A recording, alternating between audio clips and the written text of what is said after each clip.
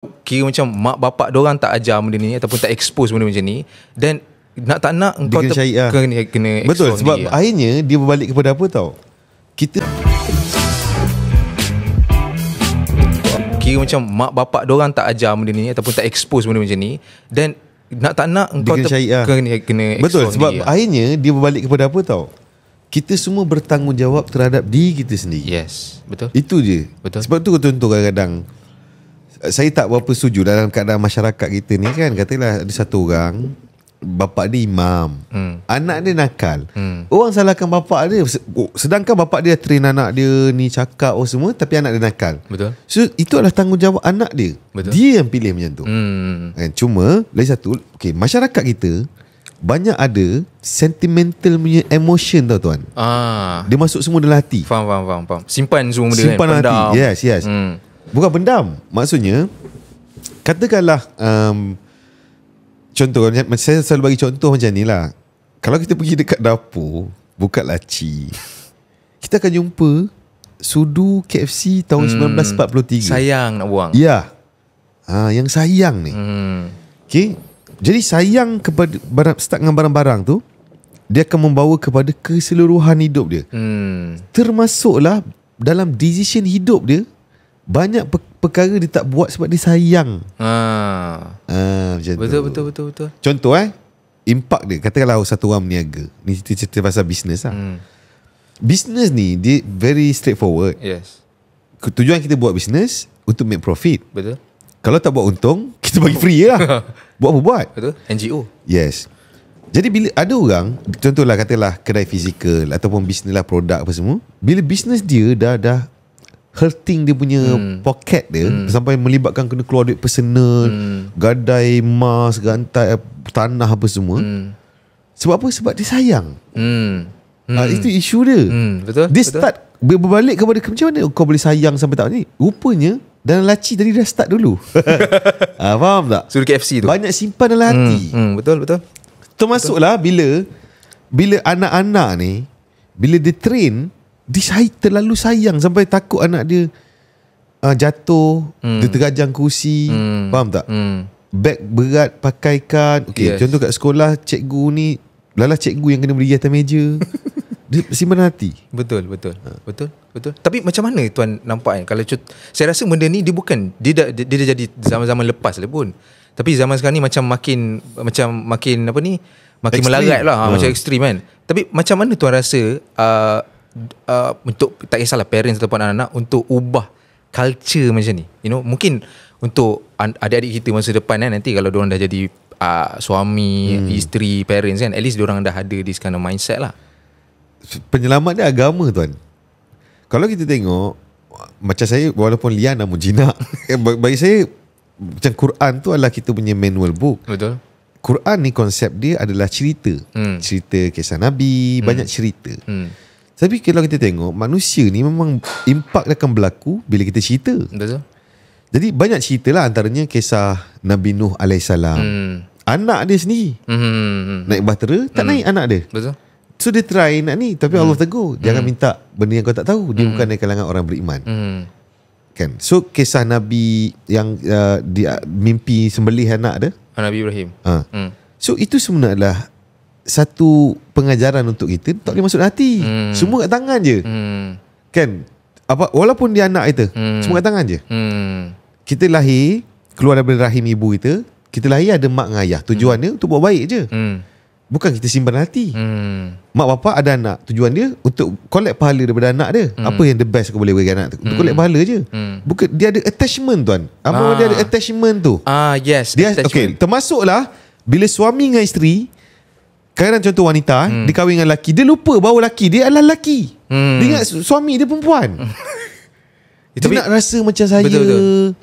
Sedangkan lelaki lain, wanita lain. Betul. Contoh, ini penting bila cara membesar tu tengok Katakanlah seorang wanita membesar, dia tengok bapak dia adalah lelaki yang, katakanlah ditakdirkan dia, bapak dia lelaki yang loser, malas nak kerja, mengharapkan mak dia katakan tapi bapak dia baik lah jadi selalu ada kat rumah apa semua. Jadi dia membesar, dia tengok environment macam tu. Faham. Lepas tu bila mak dia, bila panggil bapak dia, kelang kabut lagi bapak dia, terlucutkan melekat, terjuntai telur. Jadi dia tengok environment, oh macam ni. Bila dia mind dia tu, secara subconscious dia terbina satu memori dan oh ni yang betul. Faham. Bila dia kahwin, dia nak suami dia jadi macam bapak dia tanpa dia perasan. Sebenarnya dia kahwin dengan lelaki lain. Betul. Dia dah ada that perception lah. Ya. Sedangkan dia kahwin dengan individu yang lain. Betul. Itu pun bahaya kan? Yes, Itu kita belum ulas pasal ni lah, kehidupan. Sebab bagi saya, kalau contoh kat rumah tak settle, susah nak fly tuan. Yes. Ramai orang, bagi saya lah, kalau saya tengok lelaki yang sukses apa semua, saya 100% saya believe dia orang ni lelaki yang kat rumah dia happy tuan. Betul. Yang mana yang jenis toksik apa semua, kat rumah dia menderita. Confirm. Yes. Tidur kat ujung-ujung, mata putih ke atas. Kita boleh tengok daripada situ. Bukan semualah, tapi kebanyakan ni macam tu. It starts from home lah. Betul. Ya. Kalau dia tak happy, macam mana nak perform? Betul. Saya setuju. Bukan semua orang boleh asingkan emotion dia. Kebanyakan ni akan, itu satu lagi, ikut emosi satu hal. Yes. Kan? Masa nak buat, tak nak buat, tak payah buat. Ikut mood kan. Ikut mood. Nak buat, tak nak buat, sudah. Ini semua ni ya, barat punya kerja. Follow your emotion. Betul. Sebab saya pun nampak juga, especially saya nampak kan, especially macam tuan banyak cerita pasal lelaki maskulin semua kan. Which is saya rasa satu kejahanaman juga bila lelaki terlampau ikutkan emosi. Especially kalau yang tu bangka tu, so lagilah saya tak boleh terima. Tapi usang yang usang. Tapi betul. Tapi tuan yang usang mam teruk tuan. Dah jadi bapa orang masalahnya, tapi still tak boleh nak kontrol emosi tu, yang saya rasa macam sedih tau. Apatah lagi nasib adik-adik muda kita ni. Diorang tengok benda tu, diorang rasa macam benda tu satu benda yang normal untuk salurkan emosi. Sebab tu kita tengok kalau buka TikTok je, lelaki menangis luahkan semua benda dekat. Saya jadi segan. Okay, dia ada pejuang dia tuan. Pejuang dia adalah, salah ke menangis? Tak, betul. Kita bukan menidakkan emotion as a man. Betul. Cuma kita tak boleh portray. Yes. Sebab memang secara fitrah dia, lelaki kena portray dia strong, supaya orang belakang dia akan tengok dia nak cuba cari siapa yang dia akan mengharapkan adalah lelaki. Betul. So kalau dia, contohlah kita nak pergi satu tempat kan, ramai, yang depan sekali takut, apa jadi kat belakang? Confirm lah. Tapi kalau yang depan dia takut, tapi dia buat warni, okay, tak ada hal semua. Yang belakang automatic confident. Betul. So itu role as a man sepatutnya. Kita takut. Yes. Gila tuan, jadi lelaki, tanggungjawab semua kita. Betul. Tempat tinggal, makan, minum, kalau jahanam keluarga tu, kita bertanggungjawab. Betul. Kita yang kena dipersalahkan. Betul. Takut. Risau. Ponot setiap hari risau. Betul. Tapi kita tak boleh, saya risau lah macam mana. Contoh okay, kadang-kadang apa ni, macam it's okay, macam wanita kita faham, makhluk yang penuh dengan emosi. Dan kita lelaki pun kita ada emosi. Betul. Okay, tengok perempuan saya bukan cakap semualah, segelintir wanita. Katakan dia merajuk satu hari, kat rumah dia merajuk. Kalau dia merajuk, lepas tu dia pergilah buat kerja dia. Okay, bayangkan kalau lelaki buat benda sama ikut perasaan. Hari tu dia rasa nak merajuk, tak nak kerja, apa jadi? Jahanam keluarga. Contoh, Asyik tak datang kerja, kena buang kerja. Sebab apa? Sebab ikut emosi. Betul. Jadi bahaya dia. Okay, lagi satu, semalam Hanif ada, Mustafa Makruf ada satu mindset kan. Kenapa tahu? Tanpa kita sedar, kemungkinan besar, kalau tuan tengok dalam environment masyarakat sekarang ni, wanita lagi ramai. Ya, betul. Contoh kat sekolah, cikgu perempuan lagi ramai. Betul. Jadi bila lelaki ni dikelilingi oleh femininnya vibe kat environment dia, tanpa ada yang dia tak perasan, dia terabsorb sekali feminine side tu. Faham. Itu semalam kita berjaya rungkai perkara tu. Tapi menarik kan benda ni. Tapi benda ni sebenarnya ramai orang tak perasan. Ya. Sebab tu kita nak bagi tahu, dia kena macam, aku lelaki, nak bagi tahu macam tu je. Betul. Bukan suruh gaduh dengan bini kau, dengan perempuan ke, bukan. Kau adalah lelaki. Kau punya role. Contoh, bini kau mengajuk, kau kena strong, tetap pergi kerja juga. Betul. Sebab lepas bini kau mengajuk, dia punya tugas sebagai wanita lah. Kita tetap kena bring the food to the table. Betul nak terus provide untuk family. Yes. Kena tahu juga responsibility kita apa kan, sebagai lelaki. Betul benda ni. Bila ramai orang lelaki mula tunjukkan dia sedih, menangis kat media sosial, Ini saya cakap, dia start dengan tadi, dekat tempat kerja dia ramai perempuan, bos dia perempuan. Faham tak? Lepas tu dia tengok semua ni perempuan, tanpa dia sedar, Dia develop that feminine side tu. Betul. Lepas tu dia rasa okay lah. Betul, bila nangis dia record video tanpa dia sedar. Yes. Ini aku tak boleh buat macam ni. Betul. Aku lelaki. Betul. Aku nangis lah. Cuma tengah mandi nangis, ataupun naik motor nangis seorang. Dia tak adalah pamerkan kesedihan tu dekat untuk orang lain kan. Betul.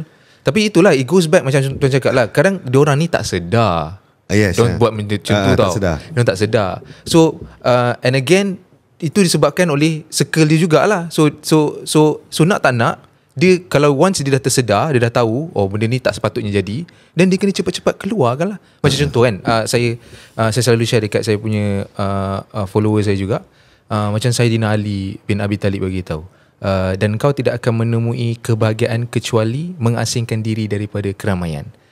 So itu salah satu perkara, maksudnya cara macam mana kita nak cari bahagia tu dengan sendirinya. Sometimes bila kita mingle around dengan crowd terlampau lama pun, kita nampak benda tu mungkin bagus, baik untuk kita, tapi subconsciously dia bagi impact yang negatif dekat macam mana kita behave, personality kita dan sebagainya.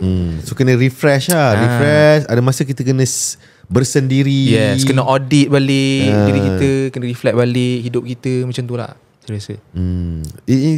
Benda ni lah sepatutnya bagi saya lah, untuk diorang kena bagi tahu budak-budak ni. Betul. Kat sekolah, kat universiti. Yes, betul. Saya rasa itu peranan masyarakat lah. Saya rasa, apakah role sebagai seorang lelaki? Yes. Apakah role sebagai seorang wanita? Ni saya rasa kena bagi tahu. Betul. Kena ada exposure dekat sistem yang pendidikan. Betul. Sepatutnya lah. Yes, betul. Saya pun setuju juga, especially sebenarnya tuan, bukan sebenarnya communication skill semua ni dia tak diajar pada sistem education ni, dah diajar. Cuma diorang maksudnya dari segi penekanan tu belum lagi cukup mampan, belum lagi cukup kuat. So, saya faham. Dia punya konsep communication adalah present kat depan.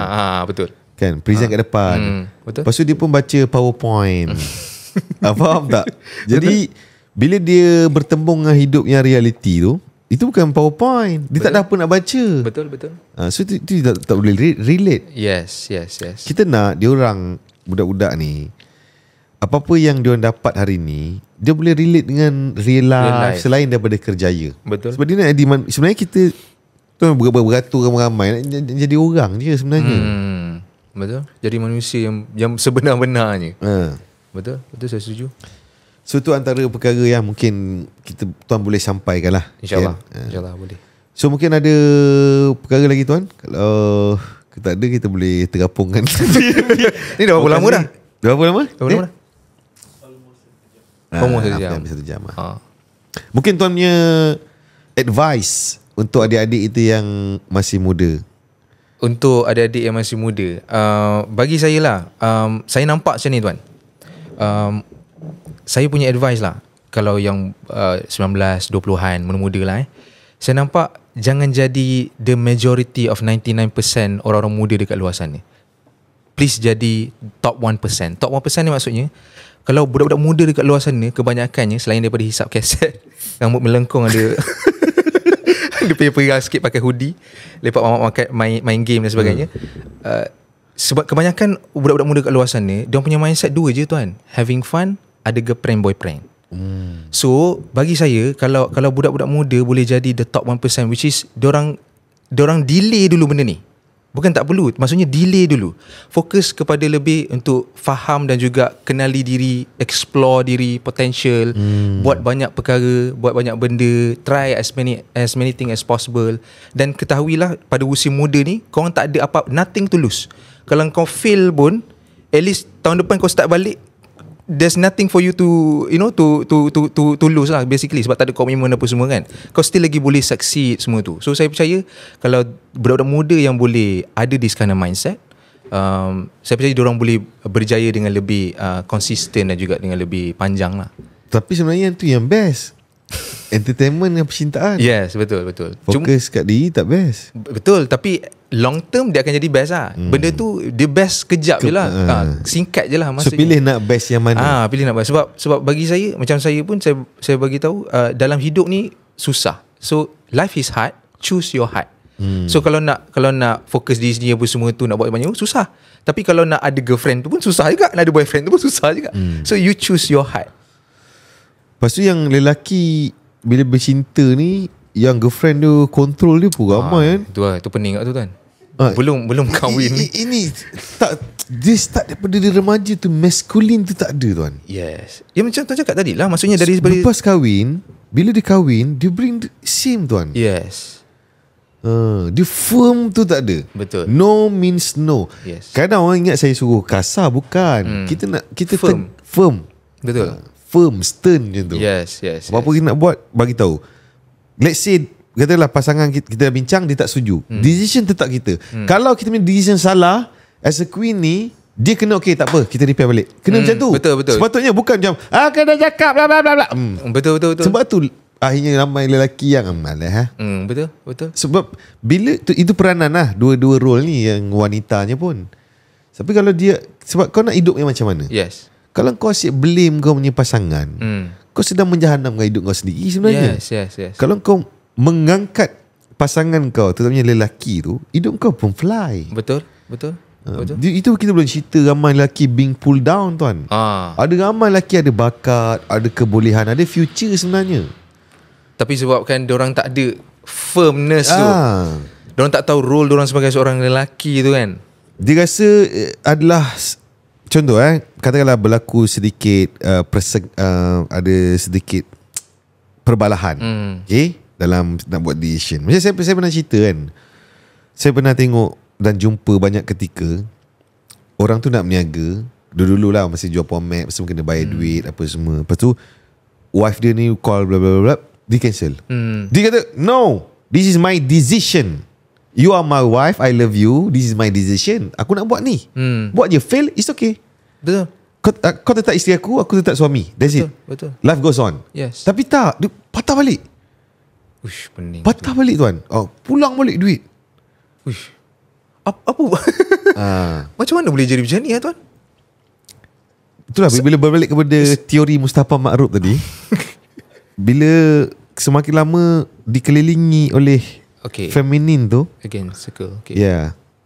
kat mana-mana pergi.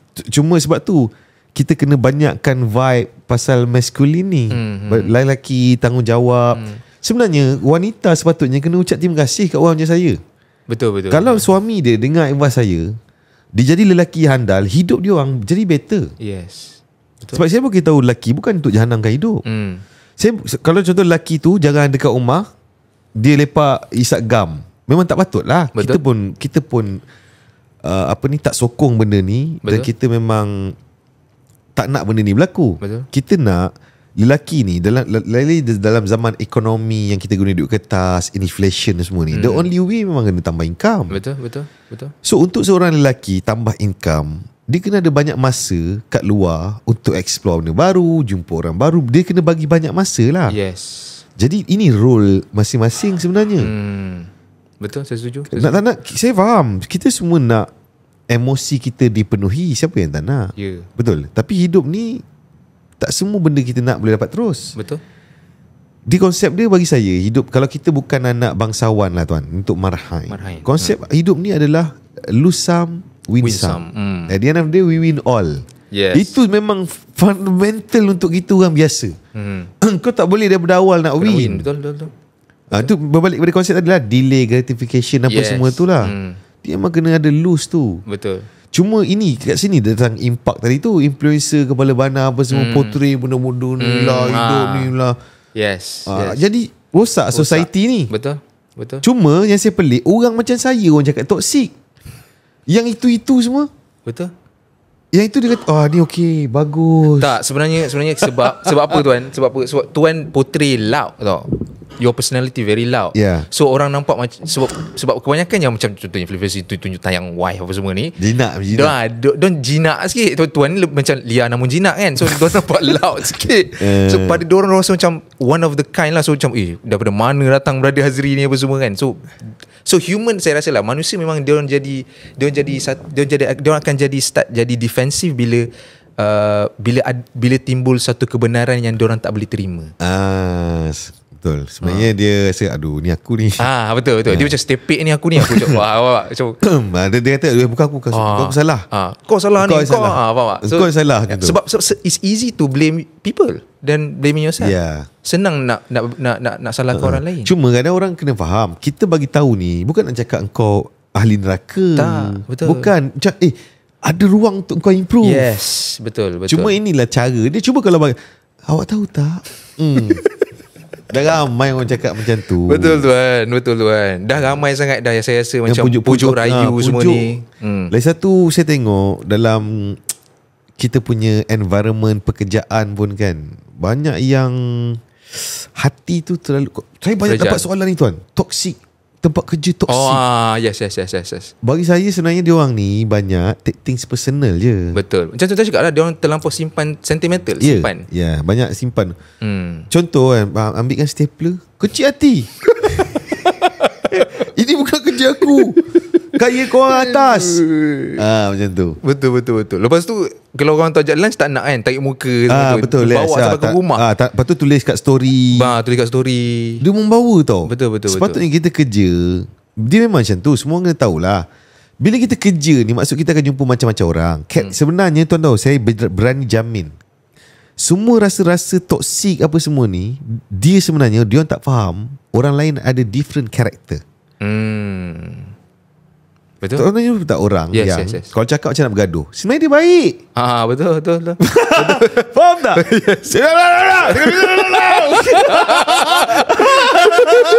Kan sebenarnya dia okey je. Betul. Kenapa cakap macam tu? Saya kan introvert. Faham tak? Betul. Lepas tu kerja pula dengan orang tu dah lama. Orang lama kan. Usang. Kenapa kau buat macam ni? Faham tak? Dia sebenarnya tahu, dia tak kerti nak cakap macam kenapa buat begini. So orang tu rasa macam cara dia berkongsi tu jahatnya saya awal lah toksik. Bagi saya sebenarnya karakter tuan, karakter. Betul. Karakter semua orang lain. Dan ni pun skill. Kita kena terima hakikat bahawa kita tak boleh jadikan orang lain sama karakter macam kita. Yes. Setiap orang berbeza dan kita kena belajar macam mana nak blend in dengan kepelbagaian karakter dalam society ni. Kalau korang tak nak belajar benda ni, sebab korang tak boleh ubah. Sebab tu timbulnya tuan, saya tak cakap mana-mana generasi. Sebab tu timbul orang cakap, kenapa tak nak kerja? Sebab saya tak nak deal dengan orang. Saya tak nak kerja bawah orang. Yes. Sebab tu timbul benda ni. Tapi diorang tak tahu kalau diorang buat bisnes pun sama je. Padahal dia buat bisnes dengan anjing, betul tak? Kalau jual makanan anjing pun terlibat dengan orang. Betul. Bukan anjing dia tolong belikan makanan tu. Sekarang dia tak faham yang itu. Sebenarnya dia tak faham tu. Ada orang karakter dia lain dan dia cuba nak rasa kenapa kau tak edit aku? Yes. Aku punyalah cara cakap macam ni. Betul. Kau tak boleh ke jadi sama? Betul. Sebenarnya tak. Dia adalah dia, aku adalah. Okay, tuan ingat tak ni Saidina Umar Al-Khattab? Contoh karakter dia. Yes. So maksudnya apa? Sahabat Nabi tu, setiap tu karakter dia lain. Kalau kita nak go deep lah, nak belajar tengok karakter, sebenarnya tak salah pun. Tu karakter dia. Betul. Bukan semua orang sama. Contoh, bukan semua orang jenis attacking. Ada orang memang defensif. Betul. Jadi kadang contoh lagi satu yang baru berniaga kan, tiba-tiba ajak semua orang, sampai bila tak kaya. Tak boleh lah macam tu. Betul. Bukan semua orang. Betul. Bukan semua orang nak impian macam tu kan. Kita nak bagi tahu orang, apa kejaya kau, jadi the best tu je. Betul. Lepas tu belajar uruskan diri kau sebagai manusia. Kita nak kau hidup kat dunia ni. Sebenarnya dunia ni tak layak untuk kita tangisi. Betul. Jangan ramai yang nangis apa semua ni pasal dunia. Yes. Itu kita tak nak. Jadi cuma manage ni elok, live the life to the fullest. Betul. Tiba-tiba mati, insyaAllah masuk syurga lah. Betul. Thank you very much guys. Thank you for Azim. Thank you so much. Jumpa lagi. Terima kasih banyak. Ajak sampai lo nya.